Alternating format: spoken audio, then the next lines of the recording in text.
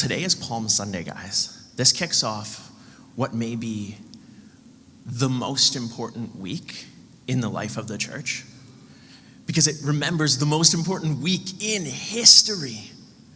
It remembers Jesus, the King of Kings and Lord of Lords, who has come to rescue God's people.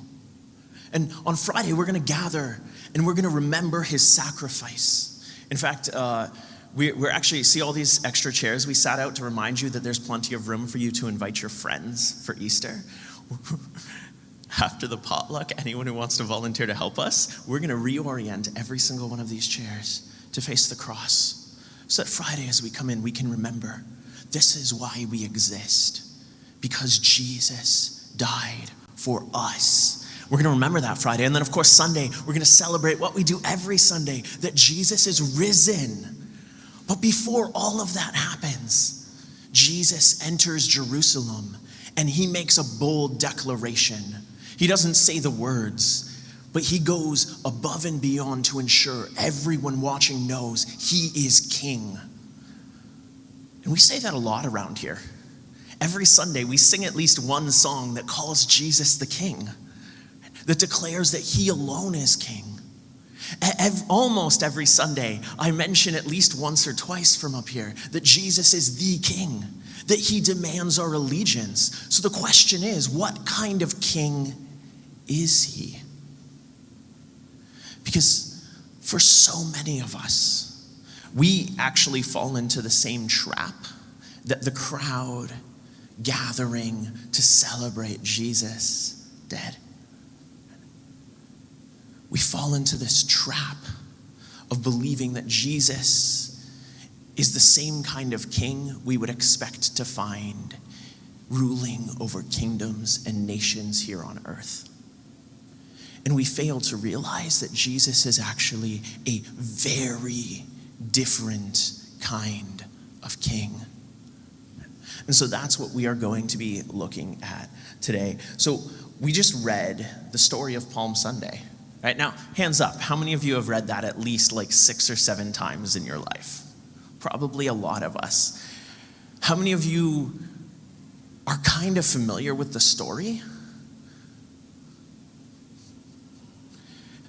How many of you have questions like, why was he riding a donkey? Why were they waving palm branches? There's some interesting things in this story. Right? And of course, we're told right in the gospel, Jesus is actually making a declaration about who he is. Jesus is intentionally fulfilling a prophecy here. Right? So in Matthew chapter 21, that's the story we just looked at, Palm Sunday. It references a promise God had made. Right? There we go. Tell daughter Zion, see your king is coming to you, gentle and mounted on a donkey, on a colt, the foal of a donkey. Jesus, we see in this story, knew what he was going to do. See, the miraculous thing is most of the prophecies Jesus fulfills, he had no say in. It happened. This one, he was intentional. Because Jesus was making a willful declaration. He was showing these people who he is. And that's why there's like almost this conspiracy element to it. He sends some of his disciples, go into the city, tell this guy that the master needs the donkey now. We see this element all through Holy Week. Jesus's followers who were in Jerusalem, who were kind of hidden a little bit, stepping out to help Jesus fulfill what he came to do. And so Jesus intentionally rides in on a donkey as if to say, the rescuing king that God has promised, that we have been awaiting, this Messiah, he's here. He is me. And so why were the crowd shouting, Hosanna, blessed is the Son of David, blessed is he who comes in the name of the Lord? They were crying out praise because the rescuing king had come. They were crying out because the one who had come to free them and deliver them was here. So they celebrated.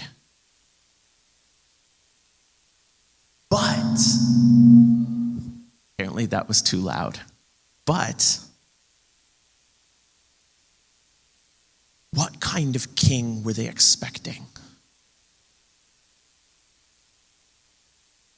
Because the same crowd who gathered to cry out, Hosanna, blessed is he who comes in the name of the Lord. A number of them were in the crowd a few days later, crying out, crucify him. Give us Barabbas. Crucify Jesus. So what kind of king did they expect Jesus was? Well, Jesus comes in showing he is the Messiah, and in their head, they have an idea of what this looks like. They were expecting the king to come with a strong hand and deliver them from the might of Rome. They were expecting a very certain kind of king, the kind of king that would look and act a lot like the kings of the nations around them. And they had a certain picture in their head of what the freedom and rescue he would bring looks like. And it would look like material freedom. It would look like deliverance literally from the hands of their enemies. And Jesus makes clear he came to do something so much bigger than that. But the crowd cried out because they had a certain expectation that he will do what we expect, and we will prosper in these material ways. Take the palm branch in your hand for a moment. How many times in your life have you cried out, Hosanna, blessed is he, and worship the Lord because you expected him to do something in a particular way? You had these expectations in your head of who Jesus is and what he's come to do. And that is what you were worshiping. We all get stuck in that trap sometimes. But here's the thing, if Jesus is our king, we have to know what kind of king he is. What is his kingdom like if we are going to live as his people? Because the Bible calls us to allegiance to King Jesus alone. We have to know who he is, not what we think he ought to be, right? So why did this crowd who was crying out, Hosanna, blessed is he, a few days later, cry out, crucify him? Give us Barabbas instead. We're going to look at that story in Mark chapter 15.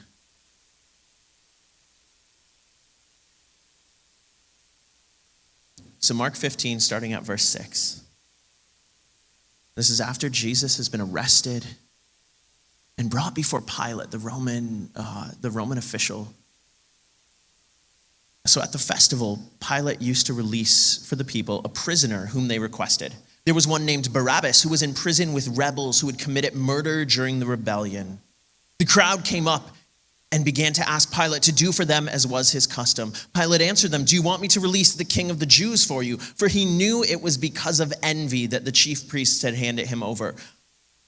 But the chief priests stirred up the crowd so that he would release Barabbas to them instead. Pilate asked them again, then what do you want me to do with the one you call the king of the Jews? Again they shouted, crucify him. Pilate said to them, why? What has he done wrong? But they shouted all the more, crucify him. Wanting to satisfy the crowd, Pilate released Barabbas to them. And after having Jesus flogged, he handed him over to be crucified. The same crowd who cried out, Hosanna, blessed are you, cried out, crucify him, and demanded the release of Barabbas, who we're told was arrested. Jesus was arrested for no crime. Jesus had not sinned. And even Pilate looked and said, there's no reason for him to be crucified. Barabbas, on the other hand, was a violent criminal.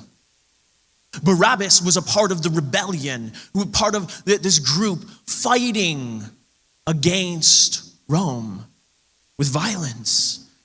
They had come looking to deliver God's people the way they expected. I think it's very important that it's not just any criminal that they say, give us him instead. It's Barabbas. It's a very different kind of power. So why the change? Why this change in heart? Because Jesus spent the whole week showing exactly the kind of king he is. When you read the story of Holy Week, you see Jesus flipping tables in the temple, calling out hypocrisy, teaching what it is for the kingdom to actually come on earth as it is in heaven. And now Jesus, who has proclaimed himself to be a very different kind of king, now Jesus doesn't look like the option that the crowd wants. Because the crowd wanted earthly power, not the redeeming power of love. Jesus makes so clear that his power, his kingdom, is a kingdom of love. That actually the center of the gospel is love. God so loved the world. And then he calls his people to be a people of radical love. But that was not the path that the crowd wanted. And I think sometimes we actually push away the path of radical, redeeming love because it's harder. Because it's less straightforward, it's less simple, and it actually sometimes leads us to having to pay a cost. They want it quick, easy, forceful deliverance. Jesus said, no, I'm going to bring God's kingdom on earth as it is in heaven. The power of the God who is love, setting this world free. And it's going to be slow, but it's going to be lasting. And they didn't want that. They want it quick, easy, obvious. But we can't condemn them for that, because how often do we do the exact same thing? We choose what's quick, what's easy, what feels like power as the world would define it, over the hard, radical love of Jesus. So, what I want us to see from this story is that we are each tempted by the powers and principalities to choose any king but Jesus. This is the language of the Bible for spiritual evil and the forces at work in the world and the systems of power. They all come together to pull us away from Jesus and his kingdom. And they will do what they can to cause us to worship and bow down to any king but Christ. Because I think sometimes we get it in our head that we do not have to have a king. And this is, I think, why some of our culture feels like, oh, it's fine. Jesus might think he's King of Kings, but it doesn't matter. I'm my own king. I can do what I want. No. Each and every one of us is ruled by a king, living in a kingdom, in a way of life. And your king might be the illusion of self. You may convince yourself that you are your God, you are your king, you are in charge. But when was the last time you managed to control everything going on in your life? Hands up if you've tried. How many of you have tried to control every circumstance and situation in your life? Were you successful? Or were things consistently out of your control? Because you are not the King of Kings or Lord of Lords. So we might deceive ourselves into saying, I am my king, I am my God. Or we may surrender the kingship that should be Jesus's to power, money, to pleasure or desire, to wealth, satisfaction, to the illusion of success. But whatever it is, it demands something of us. Because it is a king calling us to live according to a particular kingdom. So we should not deceive ourselves into thinking, look, I could say neither Jesus nor Barabbas. And just be like, I don't care. I'm on my own. But the truth is you're not. Each of us lives according to a kingdom. Each of us lives in allegiance to a king, in allegiance to a God. The question is it Jesus and his kingdom, or is it something else? This is why it's so important to understand who Jesus really is. And the deceptive part of all these other kingdoms is they tell you what they will give you, right? How many of you have made bad choices in your life? Did you do it knowing this is dumb and there's going to be a big consequence? Or did you do it because I think this is going to work out well right now? Usually the latter, sometimes the former, but we were all teenagers once. I apologize, teenagers in the room. These false kingdoms, these false kings, these false ways of life, they give you the promise of what they will offer to you. And they advertise that. They promote that. But what they hide, like the terms and conditions and all those things on the internet that we never bother to read, what they hide really well is the cost that they require of you. Because every king has a cost. Every kingdom, every pursuit, every desire has a cost. It's just that most of them are hidden. They do not give it to you up front. They tell you this is what you will gain, but never this is what it will cost you. And Jesus, during this final week of his earthly ministry, he declares to Jerusalem the cost of continuing to pursue this anti-God way of life. This way that rejects the King of Kings and Lord of Lords and the radical power of love and chooses instead to crave after earthly power. He warns them what will happen in Matthew 23. Jerusalem, Jerusalem, who kills the prophets and stones those who are sent to her. How often I have wanted to gather your children together as a hen gathers her chicks under her wings, but you were not willing. See, your house is left to you desolate. For I tell you, you will not see me again until you say, blessed is he who comes in the name of the Lord. Jesus says, look, you continue to reject me and my kingdom, and it will lead to ruin and destruction, because this is the end of every sinful pursuit. And hear this, it does not matter how good you think the pursuit is. If it is in opposition to King Jesus and his kingdom, it is sin. And I think so often in the church, we allow ourselves to pursue other kingdoms because they are good, God-given things, and we make that our king. We make that our kingdom. We make that the object of our life. And that is rebellion against King Jesus, who calls us to follow him with everything we have. Every good and perfect gift comes from God, but the moment it becomes your God, it is no longer good. And we do this all the time with good things, but we make them God things. So Jesus comes telling us that the promises of false kingdoms are never worth the cost, because they promise life and only deliver death. Jesus does the complete opposite. He tells us straight up at the beginning, here is the cost to follow me. If you want to be my disciple, it is going to require something of you. Jesus was clear abundantly, and we should be too. And I think sometimes how many of you don't share the gospel because you're afraid that it's really hard to make Jesus sound like this perfect sales pitch? How many of you have tried to make Jesus sound like a perfect sales pitch before?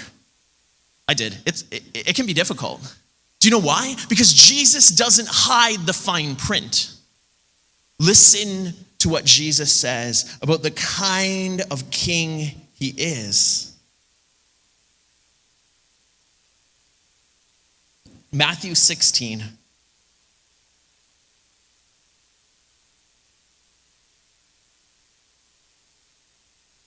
Help if I didn't have so many passages in Matthew that all the ribbons were getting confused.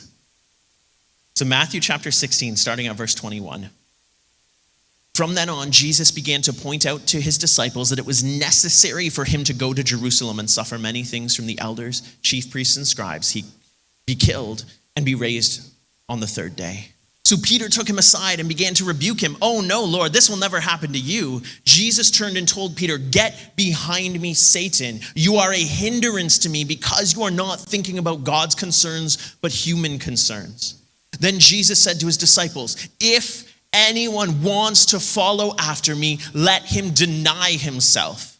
Take up his cross and follow me. For whoever wants to save his life will lose it. But whoever loses his life because of me will find it. For what will it benefit someone if he gains the whole world yet loses his life?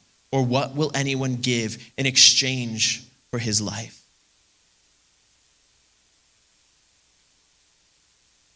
Jesus doesn't hide the cost of following him. He says, this is going to cost you everything. This is going to cost you everything you are. But in it, you will have life.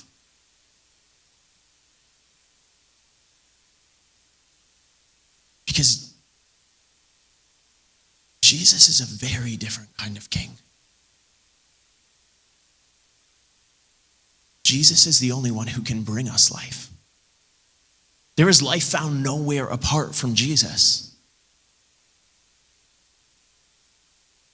And that is a message we're sharing. But it's a message we're sharing honestly and saying, it's going to cost you something. Following Jesus is not one thing you add into your life. It is your life. It requires radical commitment, but it brings radical reward because it brings real and lasting life. Life in all of its fullness. Life in relationship with the God who made you. It is the only kind of life. So Jesus tells us to belong to him is to be a disciple of Jesus, a student of Jesus, and real discipleship has a cost. It just does. And we have to understand that. And Jesus tells us the cost is the cross, right? The cross is the key to life. For those of us who follow Jesus, it is all about the cross. Because through the cross, Jesus has given us life. He has taken our sin and the power it holds in our life and put it to death. He has taken death, the great enemy, and defeated it and put an end to it.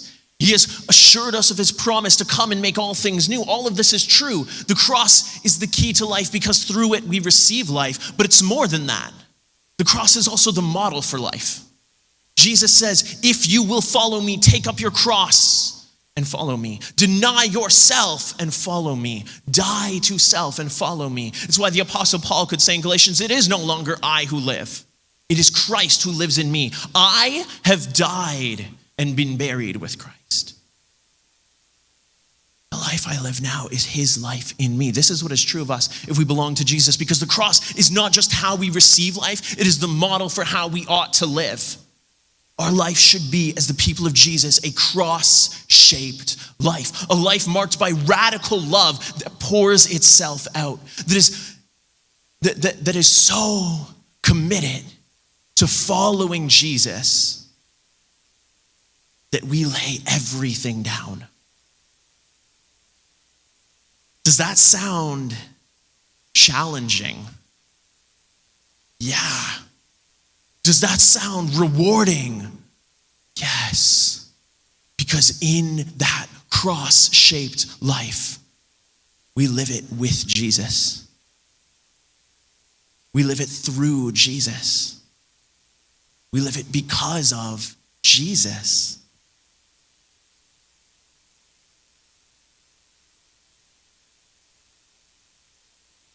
I'm going to give you two quotes from one of my favorite theologians, and all of the men who are at the men's movie night, you'll know a little bit more about this guy now. Dietrich Bonhoeffer, who was a pastor in Germany during World War II. He wrote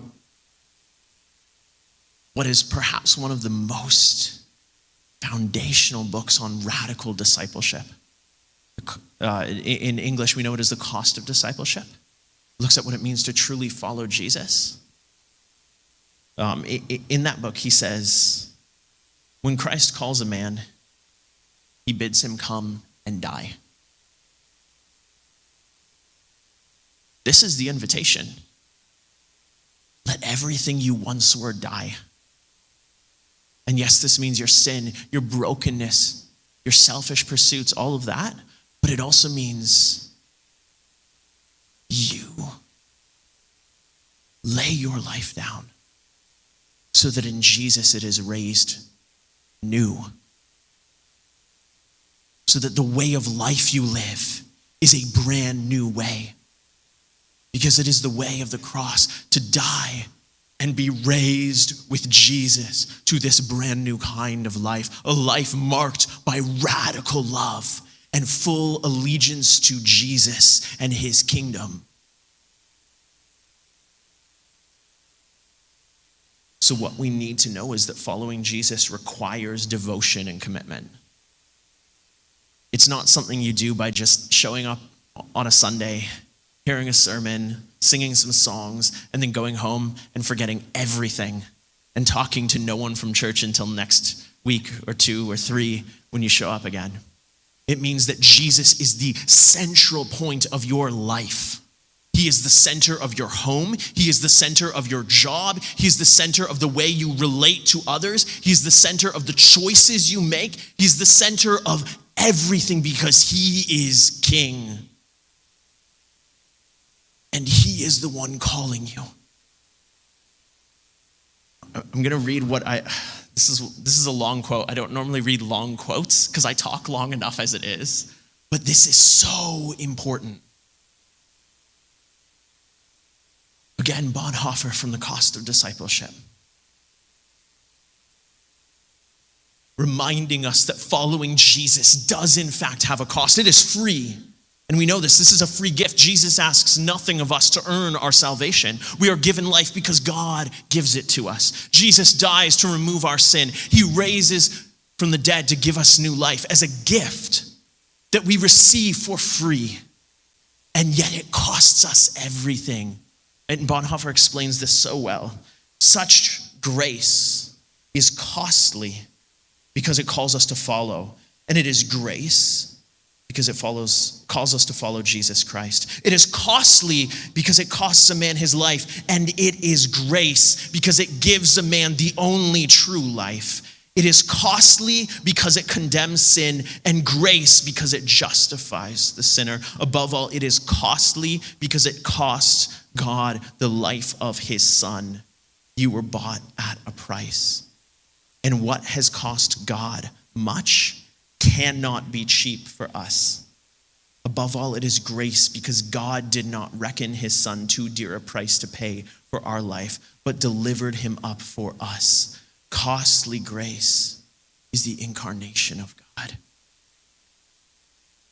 God gave everything for us.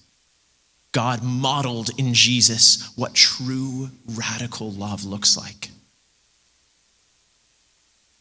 And he declared, he is king. What did Jesus say before he ascends to heaven? He says, all authority in heaven and earth have been given to me. He is the King of kings and Lord of lords. And he calls us to follow him. And that takes commitment. That takes devotion. So, as we enter into Holy Week, as we prepare our hearts to remember on Friday the sacrifice of Jesus and celebrate on Sunday his resurrection, his triumph over sin and death, let's begin by first remembering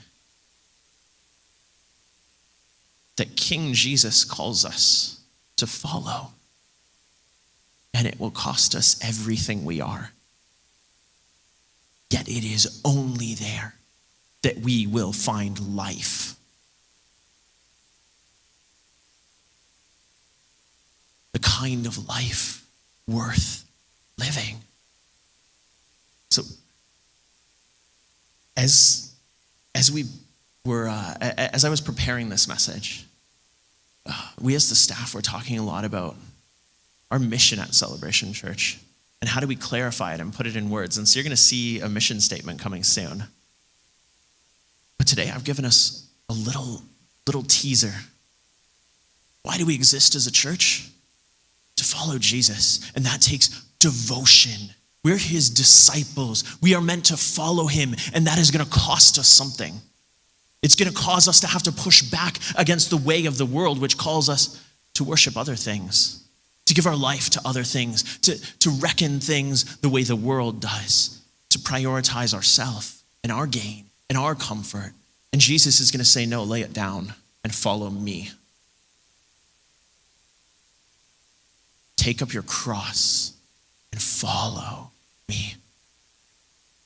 This life requires devotion. And that's why we here at Celebration Church are becoming a community of devoted disciples.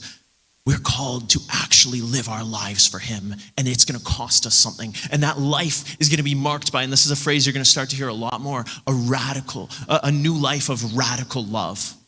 Because that is who Jesus raises us as, people who will live according to his kingdom way, which is a life of radical love. Radical love for God, for God's family, for those who do not know God. A life marked by Jesus, who laid himself down on the cross for us.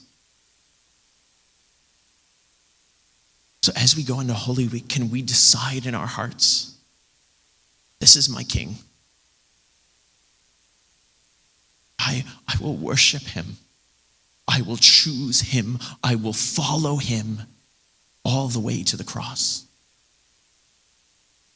All the way to the life that is truly life, that comes through laying everything down to follow him.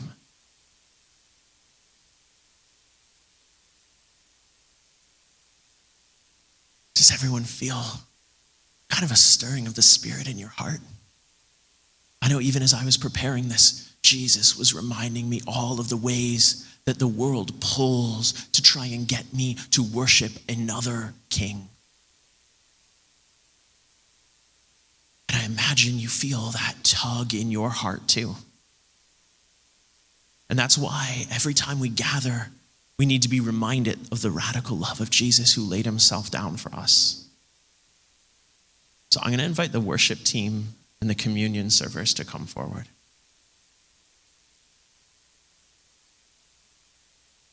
And we are going to be reminded again of the love of God which laid itself down for us. Because when we hear something like this, there's a temptation inside of us to feel that tug in our heart and turn away from it and say, I don't want to deal with that. I'm just going to keep my blinders on and keep living life. But that's an invitation of the Spirit of God saying, look, I'm calling you, follow me. So today, as we come forward and receive the bread and the cup, I want you to remember what Jesus did for you and the life he's inviting you into. Because yes, he's calling you to say no to things, to say yes to hard things, to live a life marked by love that lays itself down, that sacrifices, that costs you something. But he's asking you to do only what he has first done for us. Because we don't live this life by effort and striving. We live it by grace, by the gift of God, his Spirit in us, empowering us to live this life of love, to follow Jesus even when it costs. We live it with him. It is no longer I who live, but God who lives in me. Christ, who gave himself, is my life. This is what is true of each of us. So instead of running away from that tension in your heart, that struggle, let the Spirit tell you what he's trying to free you from, where he's bringing you life, where he's calling you on. And say yes to following Jesus, to laying that down, whatever it looks like. So I'm going to invite us in just a moment to stand. And we're going to worship, but as we do, you're invited to come forward and receive the bread and the cup. If you belong to Jesus, if you have put your trust in Jesus, this is for you. if you have never put your trust in Jesus, if you have never said, yes, Jesus, I trust you, I follow you, I belong to you, but you're hearing this and recognizing there is no other way to life. I've been pursuing other things. I've been following other things. I've been living for other kings. And all of it is bringing me nothingness. I need Jesus. If that's you, let the bread and the cup be your invitation into the family of God. If you have never said yes to Jesus, but today you recognize you need him, you can come forward and receive as well. You can take the bread that Jesus says is his body broken for us, that reminds us he laid himself down for you. The cup that he says is the blood of the new covenant, this new relationship between God and us that gives us life and sets us free.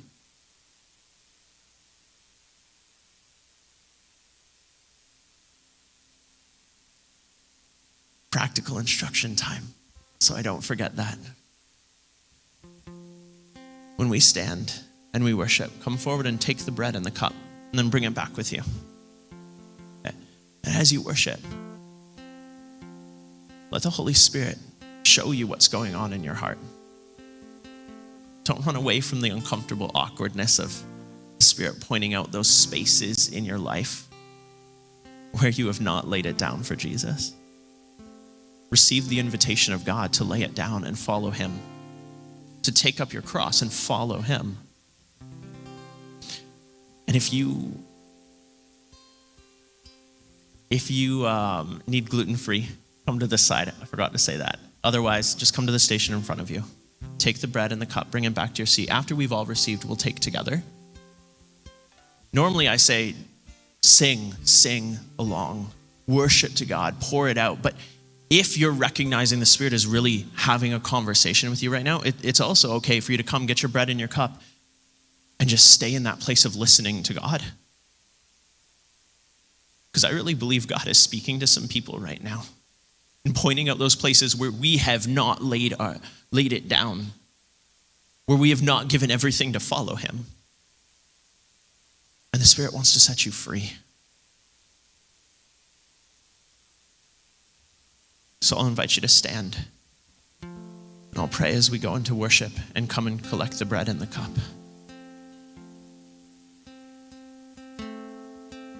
Jesus, thank you. Thank you that you love us. That you love us with a radical love that has laid itself down. Jesus, that you went to the cross to set us free. That you died that we might live. Jesus, thank you that you are King of kings and Lord of lords, that there is no other name. Holy Spirit, thank you that you give us life. Even now, Holy Spirit, set us free from the places where we are allowing other kingdoms to tell us how to live, where we are allowing other voices to call us away from you. Jesus, help us receive your invitation to take up our cross, to lay down everything we are, and follow you,